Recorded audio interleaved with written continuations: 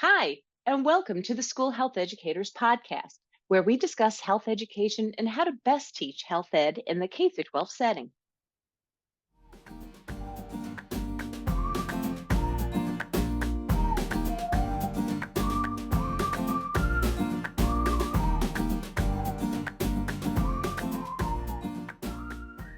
Hello, and welcome to the School Health Educators Podcast. I'm your host, Lori Reichel. Today's episode is going to focus on counseling in schools. And my guest is Mr. Kevin Dahill-Fuchel.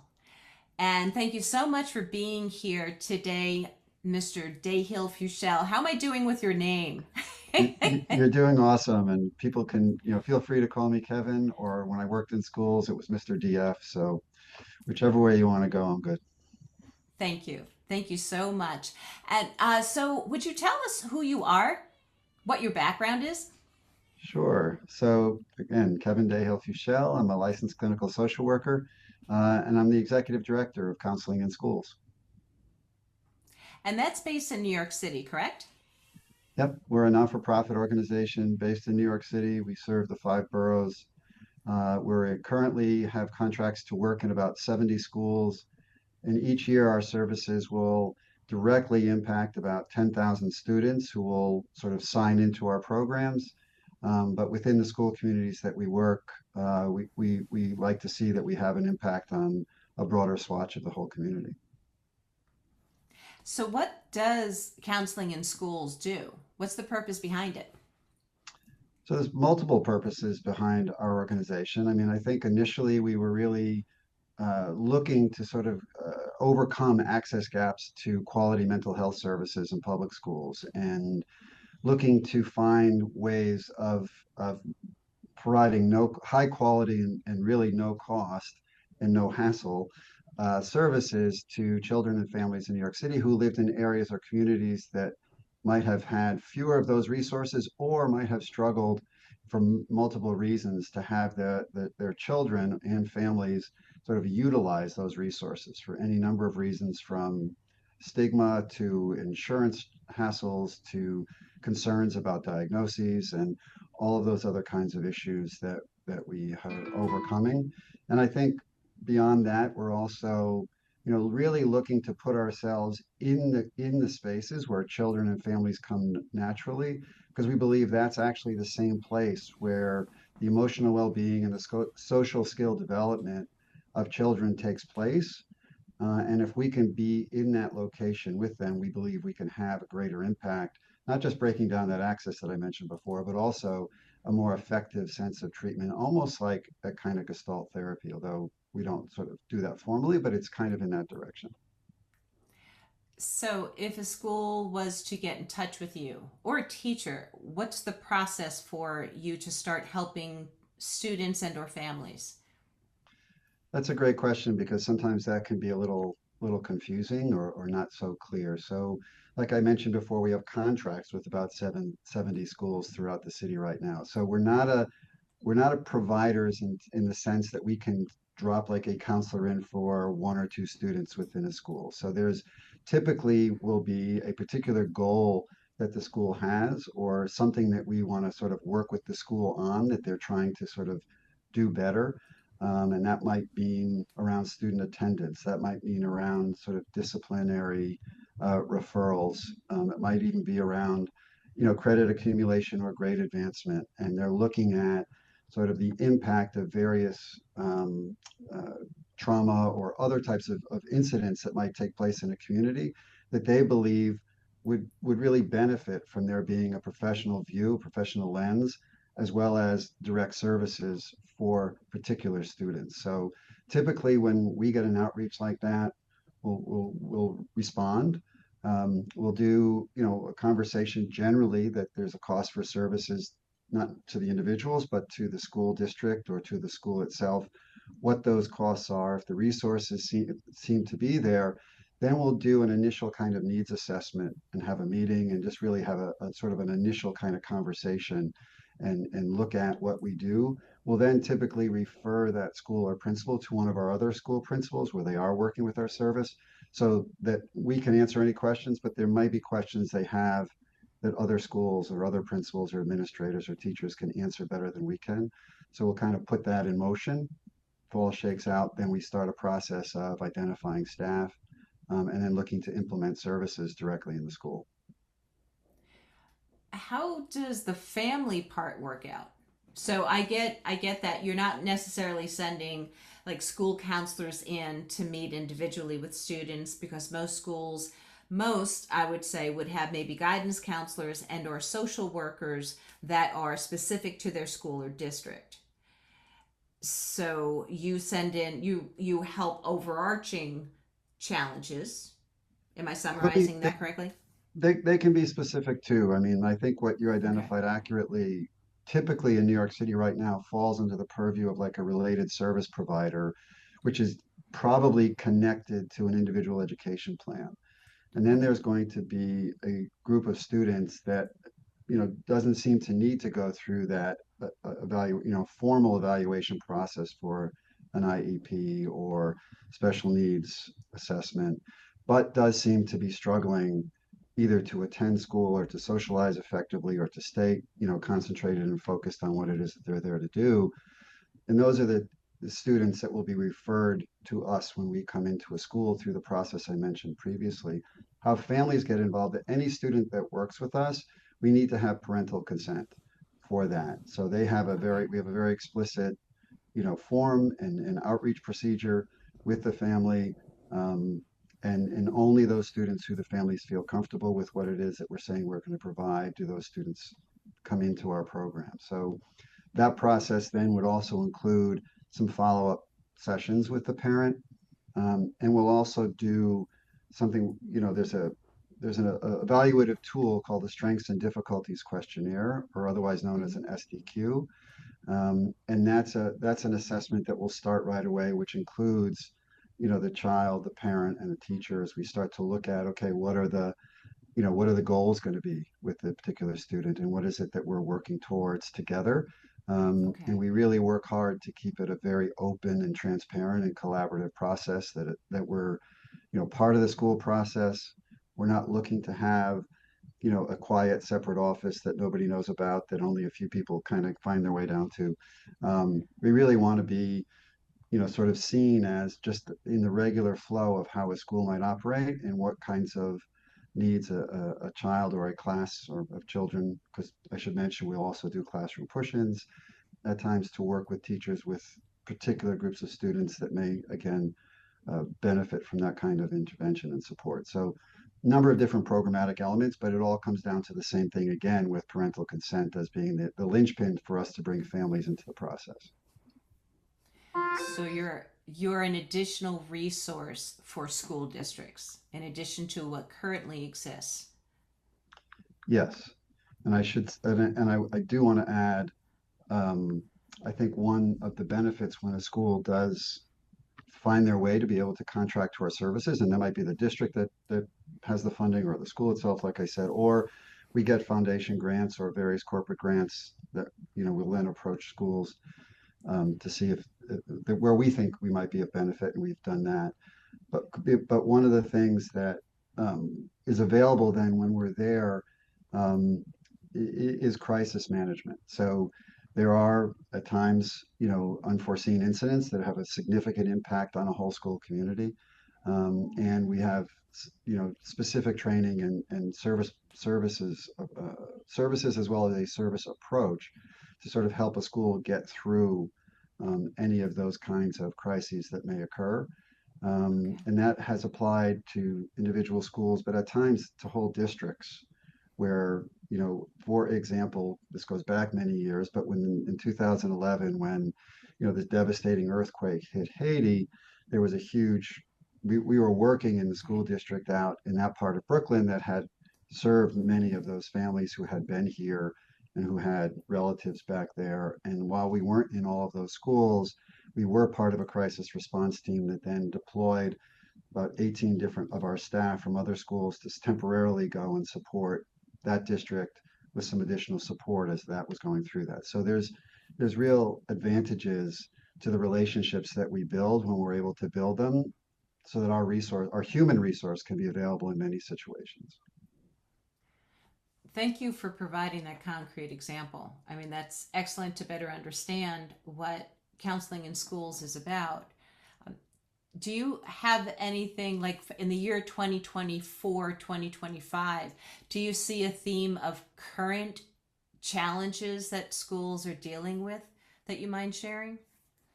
Yeah, I mean, I think it's a nationwide challenge right now is around chronic absenteeism. That's sort of the I think a very common um, symptom, if you would, of larger issues that are going on in sort of societal shifts around education and sort of how we teach and learn and what's expected for students and families and what families expect of their children and what administrators expect of their teachers, and it kind of ratchets all the way up in terms of who's there on any one given day.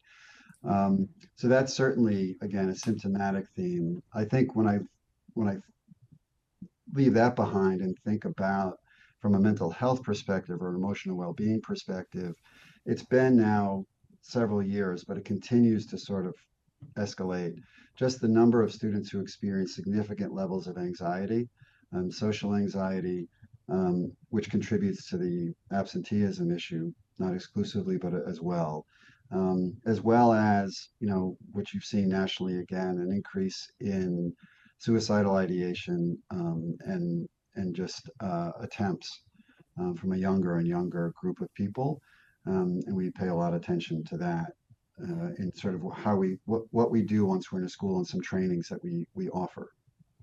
Yeah. And it's so unfortunate that young people are experiencing that. And I know also adults experiencing that. Um, when the person within your program originally connected with me, um, I received an email saying something about the need for students to be mentally prepared to learn. Mm. Would you mind explaining what that means? Yeah, I mean, I think there's another way to say it, I think for me, is that the mental aspect I break down into emotional well-being and social skill development. I think the word, mental, I think needs a little bit further definition, but I think it has to do with sort of your sense of self in general, how well you feel and how comfortable you are at belonging or feeling connected to your peers as well as the adults in the community that you're in. And I don't think if you're not feeling well enough and if you're not feeling connected, I don't think information is going to transmit very well, right? I don't think you're going to retain very much information that's trying to be shared with you for your benefit. And I think all of education hinges on certain levels of relationship. I'm not saying everybody's friends, but there's a certain sense of feeling comfortable with somebody, feeling comfortable with yourself, feeling, relative ease. And I use that word instead of the word safety because I think there's a lot of other, things that's an important word, but just an ease of being with and not a self-consciousness and being connected. And then when someone is trying to teach you something, learning is a challenge, right? Right. Mm-hmm. Putting yourself in a position to say, I don't know, and move towards knowing and failing along the way, Mm-hmm. it takes a certain amount of resilience and a certain amount of confidence to be able to be okay with all of that. Right. So if those other elements aren't really working, you're not feeling well about yourself, the people who are around you, you don't really feel like you're a part of or connected to, whether it be the adults or the peers or both, then I think you're really going to struggle. So I would break down mentally prepared to learn to include that. And to me, then it just becomes a natural part of what should happen in any school. We should pay attention to how people feel. We should pay attention to how well they're socializing, just as much as we pay attention to having the most up-to-date methods for giving them the information that we think will really be useful to them as they progress through the education process. It's interesting that you say that because I've been having conversations with school health educators that there's that emotional aspect of health and the mental, like they are different than the social aspect and they all interconnect, in which to feel comfortable in a school, to feel safe, like you said, to not know something. And when you have those positive feelings of more, okay, I'm okay to be here, I'm feeling comfortable, your brain is like more prepared to learn. You're able I, to think and process, be willing to make a mistake. I believe that. I believe that resonates just even hearing you say that, Yeah. Lori, in terms of just when I'm learning, and I hope to be continuing to be a learner, but and it's still Mm-hmm. that so much is predicated on a sense of belonging is another way to say that, Yeah. right? If you Mm-hmm. feel you belong and you're in the right place, Yeah. then you're doing the thing you're supposed to do. At school, it's to learn. Maybe after school, it's to play a game or make some art, and at home, it's to be a son or a brother or whatever. Mm-hmm. If you belong there, you're ready for what your role is. Yeah. Yes. Thank you. I, I have a norm or expectation that reads, "You are enough." Like, there's a reason Mm, why you're here in my classroom. And I mm, train future health educators. So I tell them there's a reason I'm excited for you to work with these young people because they need you, because they mm-hmm, need to be reminded there's a reason for them to be on this planet. mm-hmm. Absolutely. Absolutely. Yeah, sense of purpose is critical. Absolutely. Yeah. Well, do you have any information about, like, for school health educators about working with counselors that you want to share with the people listening in? Yeah, I mean, I think that's a great point of focus at a school to sort of see the connective tissue that exists between the various roles that are in the lives of children, right? So we're all, I think, to the children in the school or to any, growing a human in the school, we're the adults in the building. So whether we are the school health educator or the counselor or the math teacher or the, custodian, like we're an adult in their life. And they will have some relationship to us based on that, based on how we present ourselves or who we are to them in any one given moment. And so I think that, children are going to find people in not based on your role that feels comfortable to them. And I think being prepared for that or understanding that that's the dynamic means that you might become privy to some information or some experience from that child because you happen to be the one for whatever reason. It could be because you've explicitly made yourself available for it, or it could be like, boy, those glasses remind me of my grandfather, and I love my grandfather, and now I'm going to talk to you because you have my grandfather's glasses on, and I didn't even know Mm-hmm. it, right? Right. So I think then the issue is making sure that there are opportunities to connect and be aware of like so this is not my role, but I have a role in this child's life. It may not be my role to follow through on this, but I want to honor the relationship that was shared with me, and how can I transfer it to the counselor? And sort of likewise, if I'm the counselor, like I've been a counselor in this organization, and there'll be students who might come to me with their struggle of a particular lesson. Like it's incumbent on me to also figure out how to come back to a teacher and say, hey, like, this is the thing that they're saying. Have you noticed that as well? Right. This is what they're saying is in the way of them getting what you're wanting them to learn, or they want to learn, but this is in the way. And just as well as someone might come and say, my brother is doing these things and it makes me really upset, and my parents are all upset, and there's a family fight every night, and I don't know what to do. Mm-hmm. And you're thinking, well, I'm not trained to do that.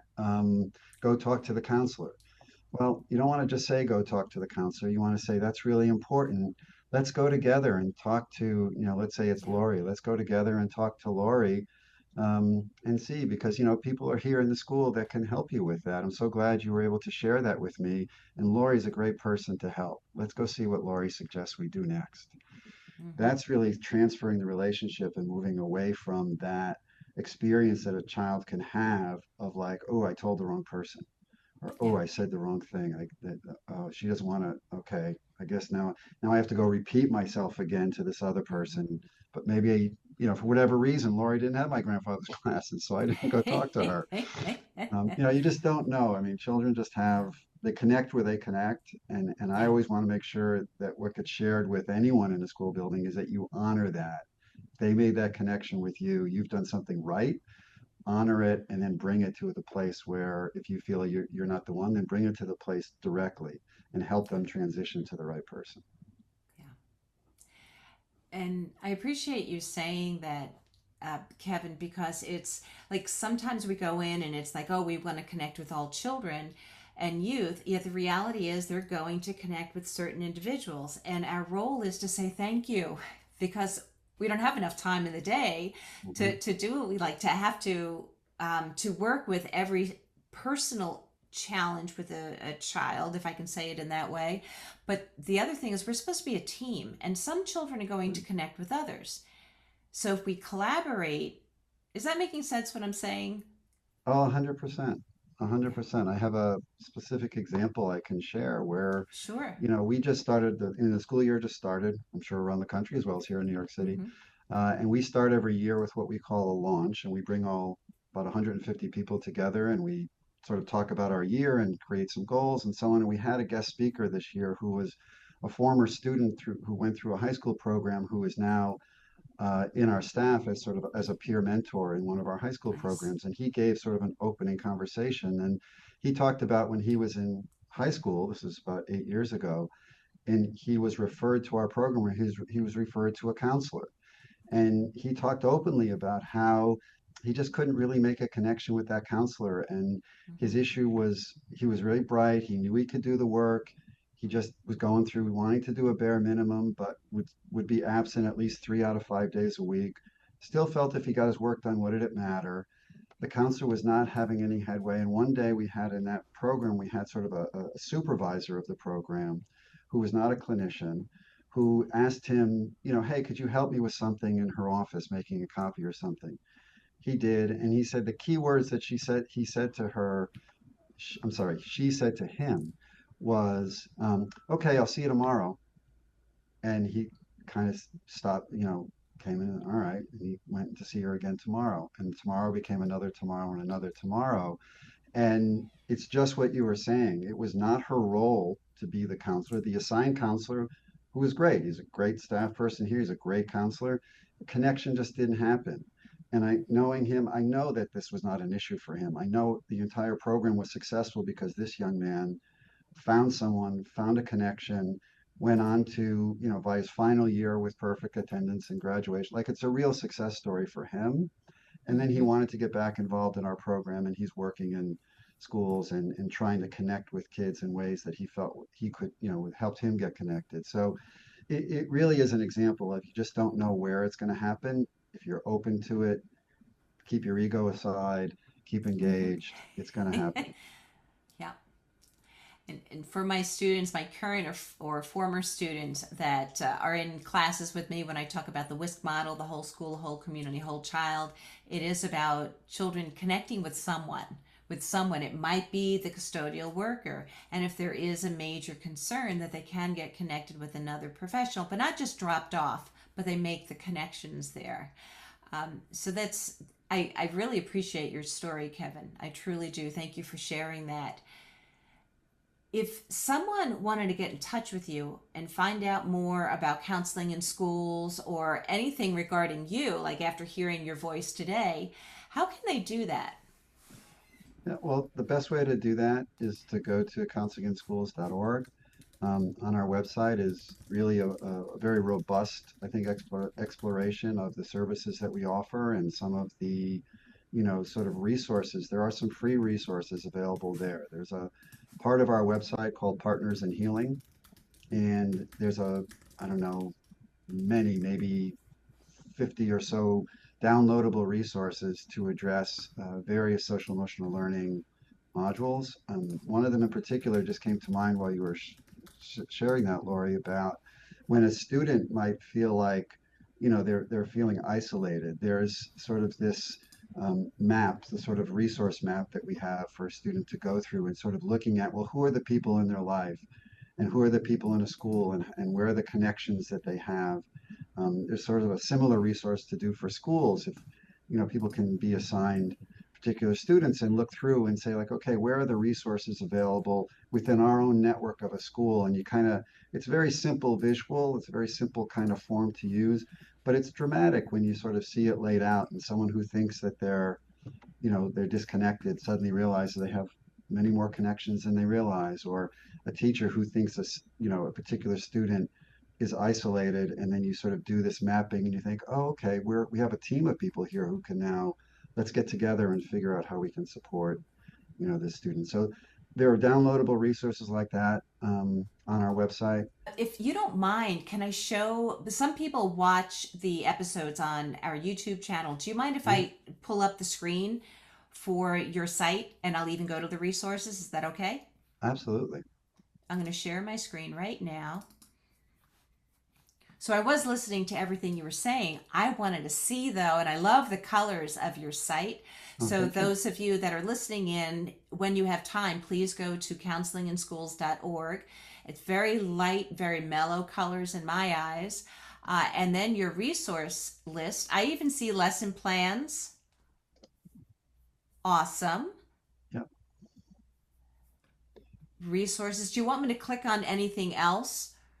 We don't have to go through the whole site, but social emotional learning. I actually have a book coming out in the winter for some elementary school educators on a whole bunch of activities. So it's great that we have this connection here. So this Absolutely. is wonderful. I never knew that you had this site here. I'm so glad that we're talking.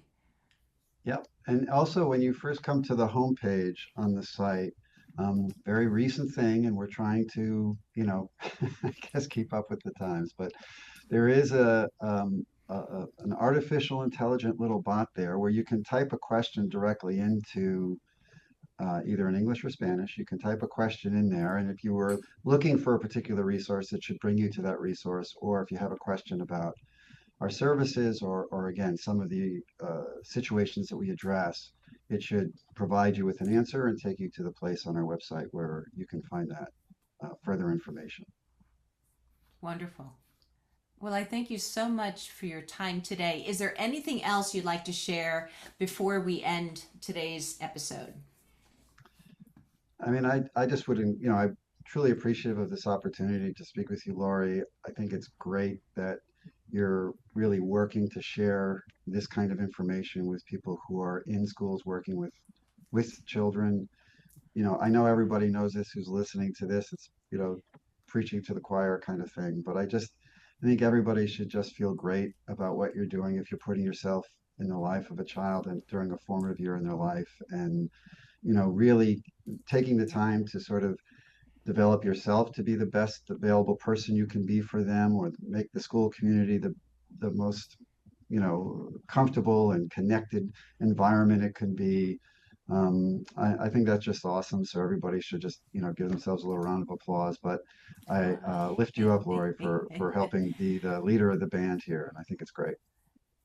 Thank you so much. Thank you, thank you. And as we're talking today, I want to make sure that I also put a link to counseling in schools onto the school health educators website because that was released as of like last December and we're adding more and more resources. So I'm going to be very honest to the listeners. I wasn't so sure about all the resources and what counseling in schools did until meeting today Kevin, Mr. Kevin Dahill-Fuchel.